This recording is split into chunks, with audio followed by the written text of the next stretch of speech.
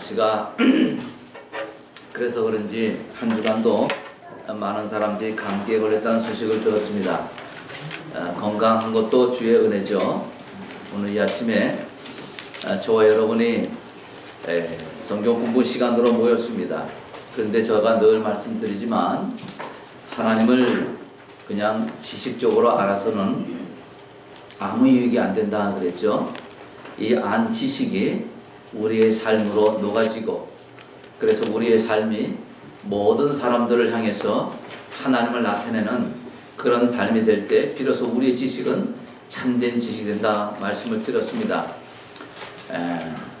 성공적인 가정생활, 오늘 이 시대가 가정이 행복해야 할 그런 가정인데도 불구하고 가정에서 서로 상처를 주고 받으면서 골이 깊어가는 것을 보게 됩니다. 또 가정에서 단절된 대화 때문에 우리 자녀들이 고통 가운데 힘들어하고 있는 것도 또 보게 됩니다. 그래서 가정생활에서 가장 중요한 한 부분인 부부가 어떤 관계인가를 우리는 잘 알아야 된다 그랬죠. 왜 하나님께서 부부의 연을 그들에게 허락하였는가? 여러분에게 있는 그 배우자, 65억이 넘는 인구 가운데 특별히 왜 상대방을 하나님께서 연을 맺으셨는가? 라고 할 때 그 배우자 아니고는 하나님께서 우리를 원하시는 하나님의 형상이 온전히 드러날 수 없기 때문에 하나님께서 그 배우자를 주셨다 그렇게 말씀했죠. 따라서 돌이킬 수 없는 부부의 연을 맺었다면은 이제 그 같은 하나님의 의도를 깨닫고 이제 우리가 하나님 앞에서 내 자신이 먼저 하나님의 원하시는 모습으로 날마다 갖고 나갈 때 하나님의 때에 하나님께서 그 배우자를 또 바로 세우실 것이라고 하는 믿음을 가지고 부부의 연을 잘 맺어갈 것을 말씀했죠. 그러면서 남편들에게 주시는 말씀, 남편이 온전치 못하기 때문에 온전한 남자로 살아갈 수 있도록 여자를 주셨다 그랬죠. 이게 돕는 배필이에요. 다시 말하면 우리 남편들은 내 아내로 말미암아 내 인생이 온전해질 수 있다 하는 것을 잊어서는 안 된다 그렇게 말씀을 드렸습니다. 여자의 도움이 없이는 남자가 온전히 설 수 없음을 우리 남자들은 인식하고, 그리고 왜 하나님께서 특별히 갈빗대로 여자를 만드셨냐라고 할 때 그 갈빗대는 우리의 소중한 생명을 보호하는 것이라 그랬죠. 그래서 내 생명을 귀히 여기는 사람이라면은 생명을 보존하는 갈빗대, 그 아내를 귀히 여겨야 됩니다. 다시 말하면 아내는 나의 생명을 보존할 수 있는 그런 귀한 상대임을 잊어서는 안 된다 말씀을 드렸어요. 그러게 이제 부부연을 맺은 서로는 이제 서로 사랑해야 할 것을 말씀하고 있습니다. 그렇죠? 아내를 사랑하지 않는 자, 그거는 미련한 자라 그랬죠. 자기의 생명을 사랑하는 자가 아니라 그랬어요. 그렇죠? 바로 그 아내는 나의 소중한 생명을 보존할 수 있는 자이기 때문에 이제 아내를 사랑하라. 또 실제로 아내를 사랑했기 때문에 결혼하지 않았습니까? 그 달콤한 사랑이라는 말 때문에 아내는 모든 걸 다 버리고 남편에게 왔다고 그랬죠. 그렇다면은 처음 사랑을 회복해야 되는 거예요. 처음 아내를 맞이할 때 내가 어떤 마음을 가졌는지 생각하고 아내를 깊이 사랑할 것을 말씀했습니다. 두 번째로 부부연 가운데 아내에게 주시는 하나님의 말씀 뭐냐? 아내 역시 돕는 배필이에요. 아내의 사명은 돕는 배필이죠. 다시 말하면은 나 또한 내가 잘 남편을 도움을 통해서 남편이 세워진 그 남편이 결국 나에게 영향을 줘서 나로 하여금 반듯한 가정의 주부로 한 여인의 아내로 살아갈 수 있도록, 그렇죠? 남자의 영광이 아내의 영광이 된단 말이죠. 그러니까 내가 잘 돕는 배필의 사명을 감당할 때 남자가 온전해지고 그 온전한 그 남자의 모습이 나에게 또 좋은 것으로 돌아온다 그렇게 말씀을 드렸어요. 그럼 어떻게 하면 내가 잘 돕는 배필로 그 사명을 감당할 수 있을까? 그건 다른 것이 아니고 하나님의 말씀으로 우리가 아내가 먼저 꾸려나가야 된다 그랬죠? 하나님의 말씀은 지혜의 근본입니다. 지혜로운 아내여야 되는 거예요. 그래서 먼저 자신이 하나님의 말씀으로 잘 가꾸어 나가는 거예요. 그래서 먼저 하나님 앞에 진실된 경외하는 모습을 아내들이 가꾸어 나갈 때에 그러한 모습이 남편을 바꾸어 나가는 것이죠.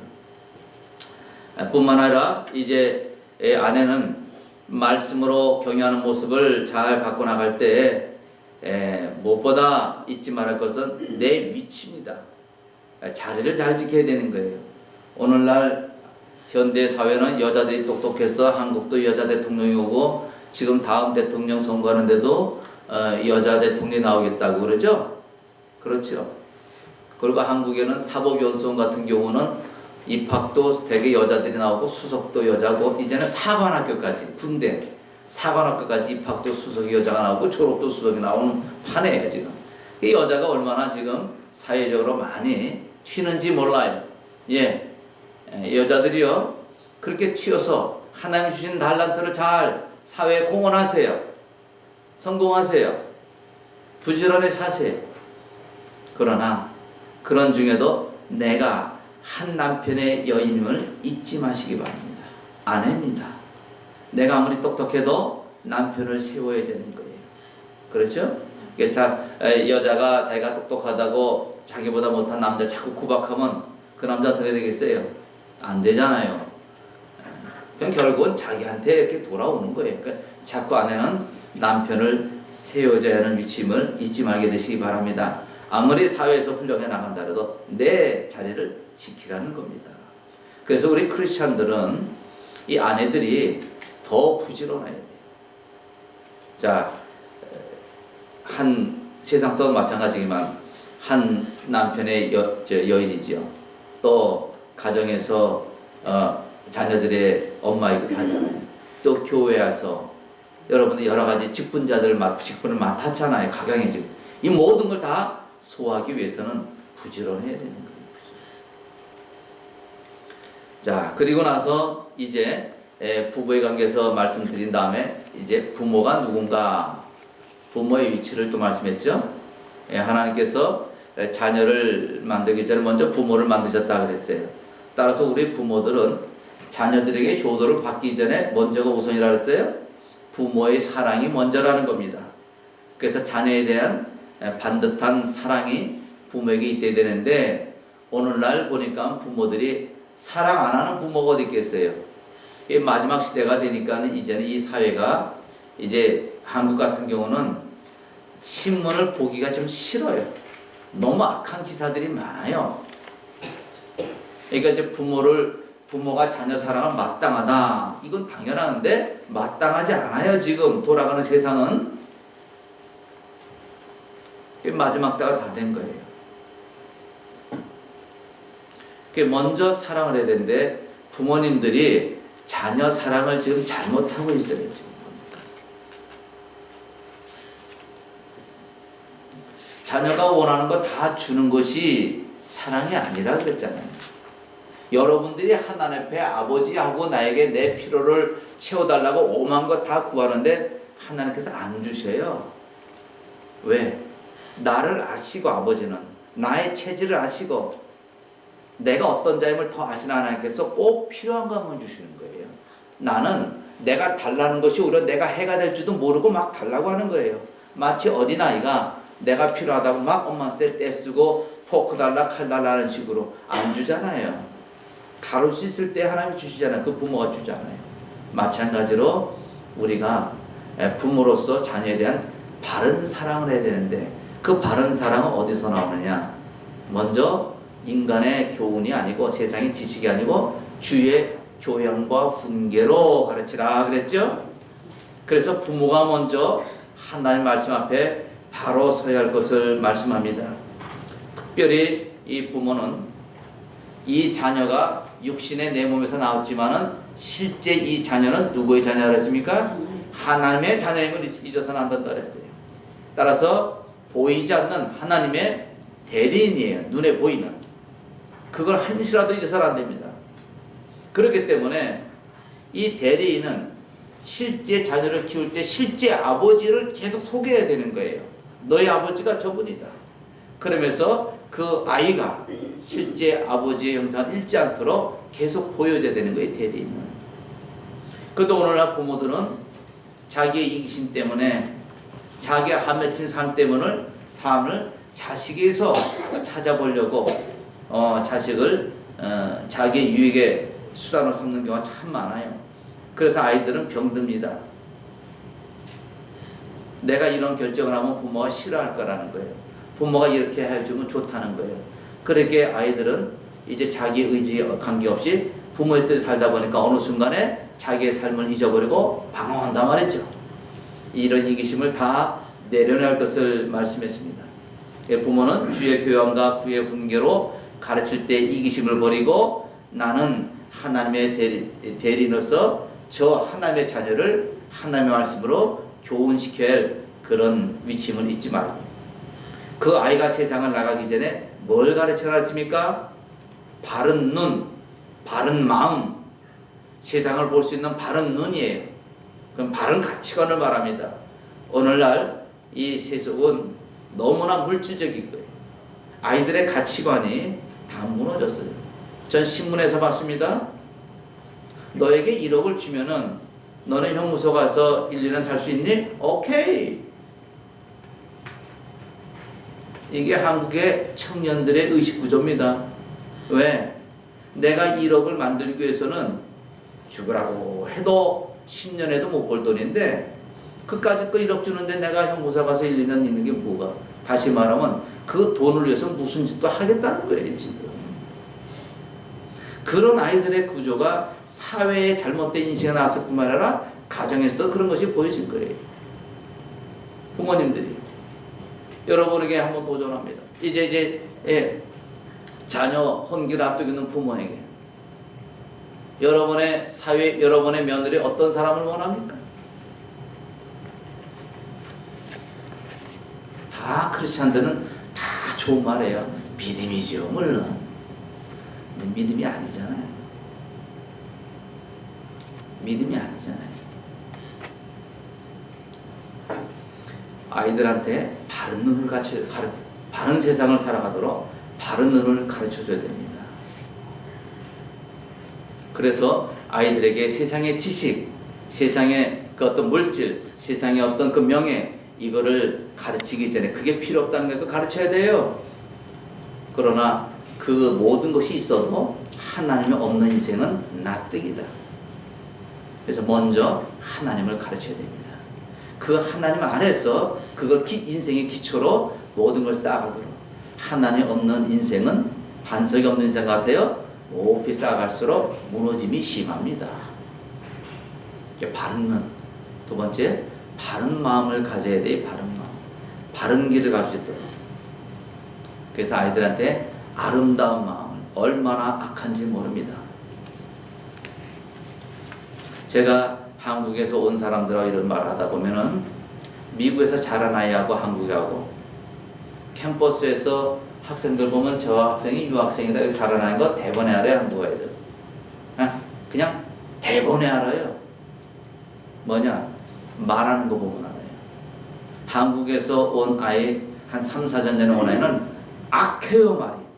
말이 얼마나 악한지 몰라요. 악해요. 싸나워요. 간혹 그렇지 않은데 간혹 있겠지만은 거의 그런 경우가 없더라고요. 제가 만나본 게. 그만큼 이 미국이 이 만에 타락한 나라지만 그래도 자녀 교육에서는 한국보다 낫다 그런 생각이 좀 듭니다. 아이들의 마음을 아름다운 마음으로 여러분들이 가르쳐야 됩니다. 그걸 위해서는 성경 말씀을 가르쳐야 되는 거예요. 그런데 부모님들이 성경 말씀만 말만 가르치죠. 그 가르친 말씀을 삶으로 살아내지 않잖아요. 그러니까 아이들이 어머님의 말씀을 듣고 어머니 부모님의 행실을 보고 뭐가 없다? 하나님이 안 계시다 확신 갖고 세상에 나간다고 제가 그랬잖아요. 제가 만난 많은 학생들 가운데 대부분이 크리스찬 가정 애들이 많아요. 그런데 그 아이들이 많이 방황합니다. 대학교에서. 여러분의 실상이 그래요. 그렇다면 오늘 기독교 가족이 자란 아이들이 정말 믿음에서 자라고 있는가 확증해야 됩니다. 부모님이 오늘 이 말씀을 들으면서 내가 정말 하루 24시간 가운데 아이들에게 어떤 말을 많이 했는가. 말씀을 가르치고 가르친 말씀을 먼저 삶으로 살아내는, 그래서 그 진리의 삶의 궤적이 우리 아이들이 따라올 수 있도록, 진리의 삶을 살아갈 수 있도록 먼저 부모가 그렇게 살아가야 됩니다. 제가 지금 제자 양육할 때도 아이들한테 정신 하나 심어줘라, 부모한테 그렇게 가르칩니다. 저 같은 경우는 저뿐만 아니라 우리 자녀도 마찬가지죠. 믿음에서 할머니한테서 배운 거 딱 주일 성수, 예배 시간 늦으면 안 돼요. 뭐 하나라도 아이들의 정신을 가르쳐야 돼요. 우리 보험교회 성도님들은 그렇게 자녀 교육을 해 나가시기를 바랍니다. 내가 손으로 무엇을 할 때도 이것이, 또 내가 어떤 머리로 생각할 때도 이것이 하나님 기뻐하는 것인가, 또 내가 진 문 밖을 나갈 때 이제 나는 세상을 위해서 그리스도와 함께하는 영적 전사임을 인식하며 나가고, 또 돌아올 때도 다시 이 가정 안에 하나님의 사람으로 본다는 것에서 나는 또한 그리스도인 아빠라고 하는 걸 늘 인식을 하면서 가정에서나 세상에서 아이들에게 많은 것을 보여줄 수 있는 그런 부모가 되길 바랍니다. 그리고 그렇다면 이제 부모가 그러하다면 자식은 또 그 부모를 어떻게 돼야 되느냐. 우리 지난 시간 했죠? 자식은 그 부모를 뭐 하라 했습니까? 공경하라. 공경할 이유를 우리가 몇 가지를 통해서 말씀했죠? 그 공경할 이유는 바로 자녀들은 그 부모가 육신의 부모가 아니고 하나님의 대리자임을 잊지 말아라 가르쳐야 됩니다. 저는 어머니가 내가 엄마로서 말하는 게 아니다 늘 그렇게 가르쳤어요. 엄마의 마음을 아프게 하면은 그 하나님의 마음을 아프는 거다. 나는 지금 주의 종이다. 우리 어머니가 전도사님이었어요. 하나님께 세우신 주의 종의 마음을 아프게 하면은 너희들이 안 된다. 육신의 업무 이전에 늘 영적으로 말씀을 가르쳤어요. 내가 너희들한테 뭘 받기 위해서 하는 게 아니고 바로 너희를 위한 것이다. 나는 하나님의 대리자라는 거예요. 그 자녀에 가르쳐야 돼. 자녀 또한 저분은 나를 이 땅에 잠시 동안 있는 동안에 가르치는 하나님의 대리자구나. 이걸 알아야 돼요. 그렇다면 이 부모를 없이 여기지 않잖아요. 막말하지 않잖아요. 마땅히 하나님의 성경을 들고 떨림으로 부모를 공경하겠지요. 공경할 이유입니다. 두 번째는 네가 그 생명이 좋아서 지금 이 세상을 만끽하고 있는데 바로 그 생명이 어디서 나왔느냐? 네 부모로부터 나왔다는 거예요. 그 생명이 부모로 나왔기 때문에. 그리고 세 번째는 생명을 준 그 부모가 네가 지금 홀로 서기까지, 이 자리에 있기까지 부모님의 헌신된 희생, 양육이 있었다는 거예요. 우리 잘 키워야 됩니다. 우리 자녀들 알아야 돼요. 조금 머리 크게 들어서 잘하면 이제 지 잘난 맞아 살죠? 내가 열심히 했고 내가 노력해서 내가 이 자리에 성공했다 그래요. 그건 되는 게 아니지. 그런 성공하기까지에 보이지 않는 부모님의 숱한 눈물 흘린 희생과 헌신에, 그러게 네가 이렇게 양육되었다 하는 것을 가르쳐야 되는 거고, 자녀들은 그걸 또 알아야 되는 것이죠. 그리고 무엇보다도 공경을 하게 되다면은 이제 이해와 사랑을 받게 되는 거예요. 하다 보면은 많은 부모님들이 부모님 떠나서 그때서 비로소 부모님의 안타까운 마음을 지금 달래고 있잖아요. 그럼 왜 그래요? 살아생전에는 부모를 부모로서 인정하지 않은 거예요. 이제 그때 인정하고 보니까 그분이 얼마나 소중하다는 걸 알았죠. 이해하게 되는 거예요. 그렇죠? 그래서 먼저 부모를 이해하는 게 또 중요하잖아요. 공경을 하다 보면 부모님을 이해하게 돼 있어요. 얼마나 차이가 많습니까? 요즘 아이들은 뭐 대화도 안 되면 됐어요 이렇게 하고 그냥 말 안 하고 쏙 지방으로 들어가잖아요. 서로 이해합니다. 시대적인 차이, 나이가 많이가 있으니까 나이 차이가 있고 시대적인 차이가 있고 문화적인 차이가 있고 이런 모든 차이를 극복하는 것이 뭐냐? 이해라는 거예요. 이해를 하다 보면 그때 사랑이 싹 트는 겁니다. 그래서 자발적인 부모의 사랑이 나오는 거예요. 그렇기 때문에 우리는 공부해야 됩니다. 그리고 다섯 번째 가장 중요한 것은 네가 뿌린 대로 거둔다. 가장 네가 뿌린 대로. 하나님은 공평하신 하나님의 정의의 하나님이십니다. 우리가 행한 대로 여러분들이 자녀에게 잘 받기를 원한다면 지금 계신 부모를 잘 섬겨야 되는 거예요. 뭐 우리 자녀가 결혼해서 나를 어떻게 봉양할까, 그걸 기대하기 이전에 지금의 부모를 모시고 있는 우리 위치라면은 그 부모를 잘 섬기는, 그럼 자녀들이 따라와서 섬깁니다. 그렇게 해야 돼요. 자, 오늘 마지막입니다. 형제입니다. 가정 안에 형제. 일평생 우리가 함께할 형제가 있다는 것이 얼마나 소중한 일이고 아름다운 일입니까? 저는 이북에서 월남한 가족이에요. 아버님이 여동생 둘만 데리고 월남하셨는데 제가 아주 어릴 때 작은 고모는 돌아가셨어요. 그 고모 한 분 계시는데 이제 그분하고도 좀 교제가 좀 소원해요. 그래서 저는 외갓집에서 이렇게 외갓분들하고 많이 지내요. 그러니까 아이들한테 이런 말을 합니다. 너희들은 결혼해서 자녀를 많이 낳아야 된다. 종족 번식의 사명을 가진 자들이다. 잊지 말아라. 이렇게 얘기를 합니다. 그러면서 아이들한테 요것들이 싸우잖아요. 자랄 때. 싸울 때 제가 하는 말이 뭐냐면, 엄마 아빠가 없으면 너희들은 이 땅에 둘밖에 없어. 그런데 싸우면 되겠느냐? 너희들이 그렇게 얘기를 하거든요. 예, 형제지간에 일평생 함께 할 수 있다는 게 얼마나 아름다운 일일까마는 오늘날 이 가정을 보면 그 형제가 아름다움이 아니고 왼수지간으로 살아요. 형제들. 그렇잖아요. 그 형제의 싸움이 얼마나 추한지 모릅니다. 특별히 있는 자, 부유한 가정에 그렇죠. 한국에 뭐 신문에 다 나와서 알잖아요. 대기업의 그 회장들 있는 걸로 족하지 않고 더 많은 걸 챙기기 위해서, 나도 과연 그럴까? 아마 그럴 거겠죠. 그게 인간의 끝없는 욕심이니까, 욕망이니까. 얼마든지 지금 있는 것만으로도 그 여러분들 알고 있는 사회의 이 부유한 그룹의 회장들 가문들 보면요, 지금 그들이 갖고 있는 것 그냥 자자손손 먹고 해도 돼요. 그런 엄청난 돈을 갖고들 있는데 그걸 더 갖기 위해서 피땀 흘려 또 피튀고 싸우잖아요. 자리 싸움 하잖아요. 얼마나 추한지 모릅니다. 그런데 왜 그렇게 싸움하느냐? 그들이 형제지간이 어떤 지간인 걸 몰라서 그래요. 왜 형제들이 그렇게 싸우느냐? 여러분이 자녀를 가르칠 때, 아니면 지금 형제간에 혹시 불목한 그런 관계가 있다면 깨달아야 돼요. 그 첫 번째는 그 형제들이 갖고 있는 서로 간의 기대치가 같지 않기 때문입니다. 서로 간에 기대를 하는 거예요. 기대감이 있어요. 이웃집 남에는 기대하지 않아요. 기대하지 않기 때문에 상처 줄 일도 받을 일도 없어요. 근데 형제이기 때문에 여러 가지 기대를 한단 말이죠. 그러니까 장남은, 그 큰형은 동생이 나한테 뭔가 해주기를 바라는 거예요. 동생은 또 형한테 어떤 기대감을 가지고 바라는 게 있죠. 그러니까 서로의 기대치에 바람이 맞지 않을 때 거기서 이제 다툼이 일어나는 거예요.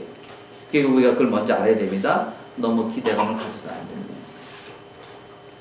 그 다음에 기대감뿐만 아니라 형제가 사랑해야 할 형제로 알아야지 내 것을 챙기기 위한 경쟁자로 알아서는 안 된다는 거예요. 다시 말하면 여러분들이 이제 내가 시은이 엄마한테 이 말을 했어요. 이제 둘째가 생겼다길래 저 시은이가 이제 둘째를 이렇게 보면은 괜히 심술궂게 아이를 지나가다, 우리 큰딸이 그래, 지나가다 내가 안 보이면 애기 지동생 있잖아요, 유진이, 바로 툭 친다니까요. 툭 친 거예요. 그리고 그렇게 잘 보면 눈도 폭 찌르고. 여러분 자녀 그런 거 안 봤어요? 우리 집 자녀만 그랬나? 아니요. 그렇죠. 왜 그래요? 내가 혼자 있을 때는 저게 다 내 것이었어. 엄마도 다 내 거, 아빠도 내 거, 먹을 거 다 내 것이었는데 이제 저게 생기거든. 그러니까 내 것이 지금 반으로 줄어드는 거예요. 그게 어른 본능으로 아는 모양이죠. 어리니까 이게 형제가 아니고 경쟁자예요. 내가 몫을 뺏어가는 경쟁자로 본단 말이죠. 그래서 형제지간에 다툼이 생깁니다. 우리는 형제를 형제로 인식시켜야 할 그런 일입니다. 하나님께서 한 여자에게 많은 자녀를 준 거는 뭐였어요? 하나님의 복이라 그랬어요. 구약성경에. 성경에서 구약에 나타나는 복은 땅, 자녀예요. 물질입니다. 그러니까 하나님이 주신 복인데 이게 아니에요. 한국말에 이제 가지 많은 나무 바람 잘 날없다. 이게 힘들다는 거예요. 자녀가 많을수록 좋기도 하지만 또 따르는 어려움이 있다 하는 얘기겠죠. 그 어려움을 어떻게 극복할 수 있느냐? 바로 지금같이 서로 간의 기대치 이거를 좀 낮추고 또 너희들은 진짜 이 땅에 소중한 형제다. 경쟁자가 아니다. 내 이거 채우려고 하는 그런 상대가 아니다. 이걸 가르쳐야 됩니다. 우리 로마서 12장 9절로 11절 말씀 봅니다. 로마서 12장 9절로 11절.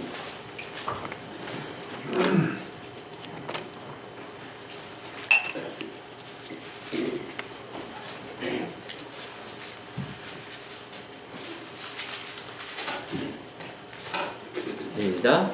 사랑엔 거짓이 없나니 악을 미워하고 선을 속하라. 형제를 사랑하여 서로 우애하고 존경하기를 서로 먼저 하며 부지런하여 게으르지 말고 연습을 붙고 주를 섬기라. 주님의 말씀 안에서 주님은 뭐라 합니까? 서로 어떻게 하나요? 사랑하는데 서로 뭐 하라고요? 먼저 하라. 서로 먼저 하라는 거예요. 먼저. 이게 중요합니다. 서로 사랑하되 그 사랑을 내가 먼저 하라는 거예요. 서로 간에. 지난번에 우리가 섬김의 도리를 받으면서 그리스도의 섬김은 뭐라 그랬어요? 주님께서 눈높이를 저 낮은 자리까지 내려갔다 그랬죠. 섬김은 큰 자가 작은 자의 자리까지 내려가는 게 섬김이라 그렇게 했어요. 장남은 장남이기 때문에 먼저 섬겨야 됩니다. 이 동생. 또 형제들 가운데 돈이 많은 자는 돈이 없는 그 형제들의 입장을 이해하고 이기심을 버리고 섬겨야 되는 거예요. 또 지식이 많은 형제도 자기 많은 지식을 가지고 지 수준으로 말하는 게 아니고 배우지 못한 그 형제까지 낮춰졌어. 상처받지 않도록 그렇게 섬겨야 되는 거예요. 지위가 높은 형제도 마치 세상으로 많이 높은 자리에 있다면 그렇지 못한 형제까지 내려가서 낮아져야 되는 거예요. 그렇게 해야 됩니다. 상대의 수준까지 내려가지 않을 때 그 섬김은 섬김이 아니고 오히려 상대방에게 상처만 주게 됩니다. 상처만 주게. 그래서 자존심을 건드리는 거죠.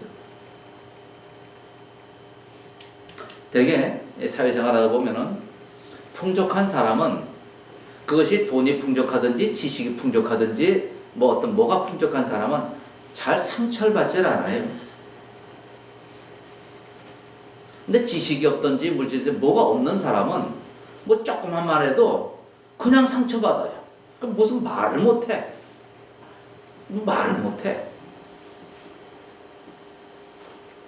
그러니까 그런 사람들은 인간관계가 폭넓지 못하는 거예요. 끼리끼리. 자기하고 이렇게 맞는 사람끼리만 그렇게 나가는 거예요. 참 그게 깨야지. 그거 빨리 깨트려야 되는 거예요. 그래서 있는 자들은 섬길 때 서로 사랑할 때 상대방의 입장을 충분히 이해해야 됩니다. 그게 현실이기 때문에 있는 자들은 저 사람들이 가까워지지 못하는가? 왜 가까워지지 못하는가를 그걸 깊이 그들의 입장에 내려가서 생각하면 이해가 되는 거예요. 그렇죠. 나는 괜찮은데 왜 저들이 내 앞으로 못 오지? 못 가요. 없어서 못 가고 지식이 없어서 못 가고 그런 높은 자리에 못 가요. 그들의 삶은 거기에 있단 말이에요. 그 있는 자가 내려가야 되는 거예요. 그게 성경입니다. 하나님의 일을 하기 전에 먼저 우리 공교회 성도님들은 상대방의 마음을, 상대방의 삶을 이해하는 게 무엇보다 중요합니다. 그들의 현실의 삶이 얼마나 고통 가운데 있는지를 이해하는 게 중요한 거에 있는 자들은. 지금 한국에선 김수환 추기경 서거한 지 한 7년 됐죠? 7주기를 맞아서 여러 가지 기념 행사 또 기념 일들을 많이 벌이는 것을 지난주 기사를 통해서 봤습니다. 그러면서 김수환 추기경의 삶을 재조명하는 그런 기사를 읽는 중에 2월 26일자 조선일보 인터넷 신문을 봤어요. 1969년에 김수환 추기경이 우리나라에선 최초로 추기경이 됩니다. 이건 추기경은 엄청난 그 로마 캐톨릭 지구에 그들 계급이 있어요. 엄청난 높은 지구의 추기경은. 대단했잖아요. 그래서 로마 캐토릭 신자들 가운데 기업인들이 그때 당시 때 1960 몇 년대 9년대 캐딜락을 선물했어요. 캐딜락. 이 미국에서도 캐딜락 못할 판인데 지금 50년 전 얘기하는 거지. 그러면서 캐딜락을 타고 가는 그 캐딜락 안에 수녀가 있었어요. 그 수녀가 추기경한테 이랬답니다. 추기경님, 이런 고급 차를 타고 다니시면 길거리에 사람 떠드는 소리도 안 들리고 고약한 냄새도 안 나겠네요. 이 말씀을 들었던 김수환 추경은 그날 밤 내가 어느 날 귀족의 위치에 올라가 있었구나. 그래서 통회하면서 하나님께 회개했다는 거예요. 어느 날 자신도 모르게 떠받드는 군중들에 의해서 자신이 이자리에 왔다는 사실에 깜짝 놀라 하나님의 통회에 자복하고 그 캐딜락을 돌려보내고 그 이후로 고무사하게 그분은 사셨다. 그리고 두 번째 캐딜락을 샀는데 언제 캐딜락을 타느냐? 그분이 서거하셨을 때 그 장례식을 치른 차가 캐딜락이었답니다. 딱 2번 타셨다는 거예요. 있는 자들은 그렇게 해나가는 거예요. 없는 자들을 살필 때 눈높이를 낮추지 않으면 그들의 삶을 모른다는 거 있죠. 만약에 추기경이 그 수녀의 말을 가볍게 여겼다면은 안 그렇잖아요. 왜 지금 이 교황이 열광합니까? 지금의 교황을 열광하잖아요. 특별히 그 기사가 보면 다른 게 아닌 내용 보니까 그분이 보통 사람들이 따라가지 못하는 가치관을 가지고 있는 거예요. 추기경은요, 여러분이 알고 있는 상식 이상이에요. 미국의 대통령보다 더 높아요.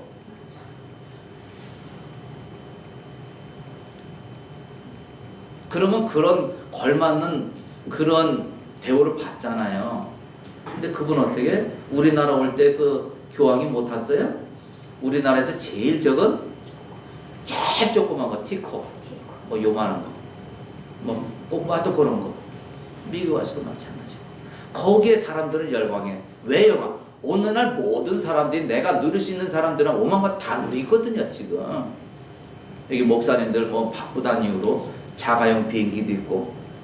여러분이 TV 틀면은 딱 틀면은 내노라는 유명한 목사들 있잖아요. 손 갖다 대고 딱 넘어지는 훌륭한 목사. 그 훌륭하다 그래 여러분들이요. 예? 이름은 내가 안 밝히겠어요. 여러분 좋아하는 사람도 있을 것 같아서. 그게 잘못된 거예요. 잘못된 겁니다. 열광하지 마세요. 그 자리까지 내려가는 거. 이게 우리 그리스도께서 우리에게 가르치는 섬김의 모습입니다. 가진 사람은 가지지 못한 사람을 이해할 수 없어요. 무엇인가를 힘있게 잘할 수 있는 사람은 할 수 없는 사람의 마음을 이해하지 못해요. 열심히 그다가 그들이 안 살았기 때문이 아니에요. 부지런히 안 살았기 때문도 아니에요. 그저 날 때부터 운명적으로 가지고 난 찌든 그 가난 때문에 그들의 삶은 병들어가고 마침내 있는 자들보다 일찍 죽어가는 거예요. 옛날에 한국에서는 개천에 욕난다는 말을 많이 했는데 이제는 절대로 개천에 욕날 일은 없다. 이게 한국에 지금 얘기가 나오는 거예요. 그래서 우리 믿음의 공동체는 함께라는 단어 꼭 잊지 마세요. 함께 나가기 위해서는 있는 사람이 없는 사람을 이해해야 됩니다. 그래서 저와 여러분이 이제 우리 공교회 안에서도 영적으로 배고픔 가운데 있는 사람, 또 육신적으로 어려운 사람인 사람을 돌아봐야 됩니다. 그분의 고통을 헤아려야 되는 거예요.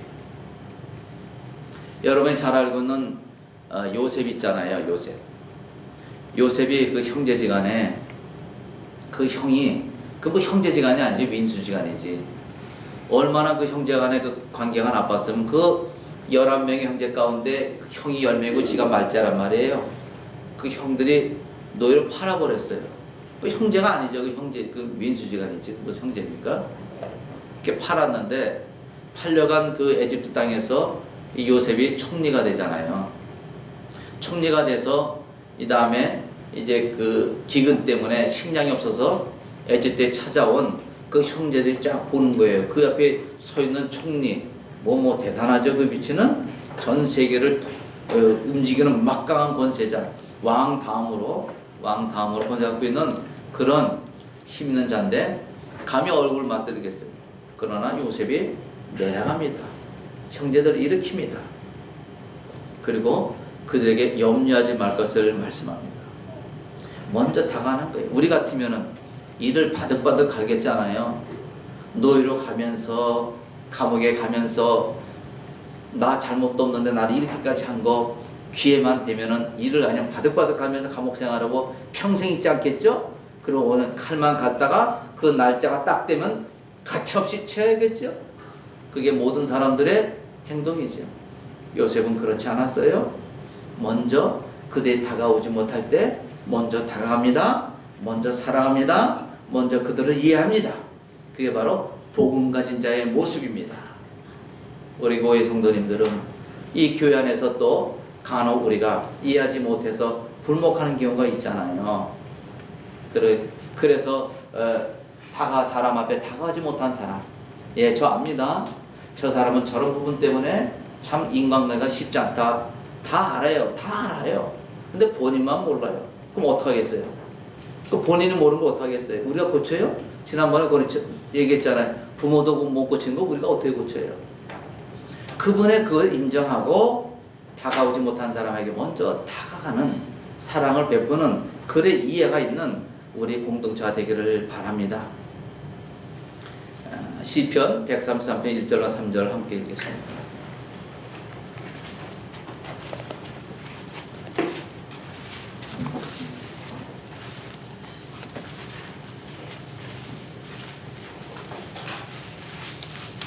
시작. 형제가 연합하여 동거함이 어찌 그리 선하고 아름다운고 머리에 있는 보배로운 기름이 수염 곧 아론의 수염에 흘러서 그 옷깃까지 내린 같고 헐몬에 있으리 시온의 산들에 내린 같도다. 거기서 여호와께서 복을 명하셨나니 곧 영생이로다. 아멘. 모든 가족이 교회된 가정, 정말 아름다운 가정이겠죠. 그 속에는 사랑이 있고 그 속에는 생명이 있고 그 속에는 아름다운 결실이 있다고 본문은 말씀하고 있죠.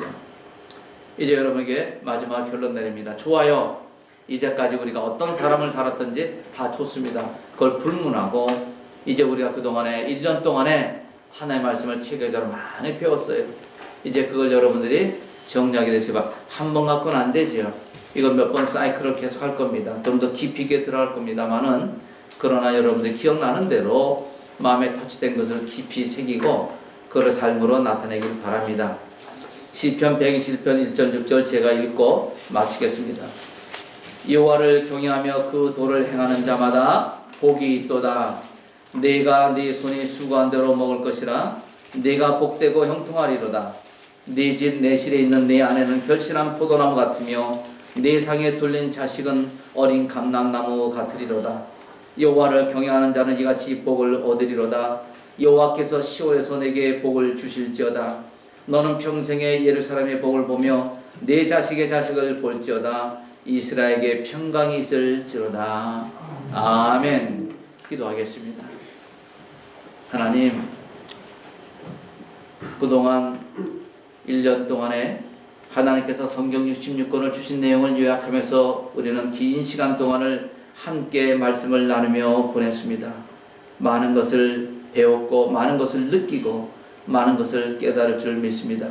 성령께서 우리 각 사람의 마음을 붙들어 주시어서 배운 이 말씀, 느낀 이 부분, 결단한 이 모든 것들이 아버지 우리의 삶에 녹아날 수 있도록 주님 도와주셔서 이제 이 말씀이 우리의 삶의 밑거름이 되어 날마다 성숙한 삶으로 살아가도록 언제까지 어린아이의 심령으로 언제까지 기초의 인생으로 살아가지 않도록 도우시고 그리스도의 장성한 분량까지 성숙된 그리스도의 삶을 나타내 보이는 우리 모두가 되게 하여 주시옵소서. 그래야 이렇게 성숙된 우리의 삶을 통해서 우리 안에 계신 그리스도를 증거할 수 있도록 주님 도와주시옵시되 무엇보다도 우리 고운 공동체가 아버지 서로를 아끼며 그리스도 안에서 한 형제의 지침을 잊지 말게 하시고 먼저 사랑하고 먼저 다가가고 먼저 이해하고 먼저 헌신할 수 있는 아름다운 공동체가 되도록 주님 도와주시옵소서. 주 예수 그리스도의 이름으로 기도드리나이다. 아멘.